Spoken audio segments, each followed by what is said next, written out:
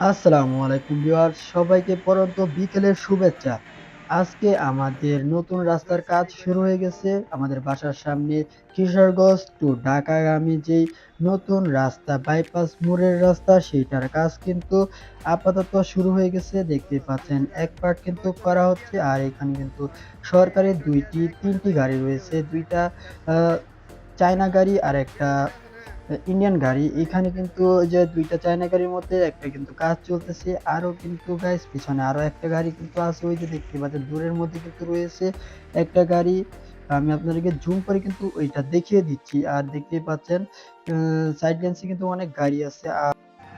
বলতে গেলে গাইস দেখতেই পাচ্ছেন নতুন ২ টা গাড়ি কিন্তু আসা হয়েছে, কিছুক্ষণের মধ্যে আসছে। এরা কিন্তু রুট মেরামত করতেছে, আর রুটের কাঁচা রাস্তা কিন্তু ওরা পাকা করে দিচ্ছে। দেখতেই পাচ্ছেন ওরা উঁচু নিচু যে জায়গাগুলো আছে তাদের গাড়ি দিয়ে কিন্তু মেরামত করছে। আজকের ভিডিওটা এই পর্যন্তই।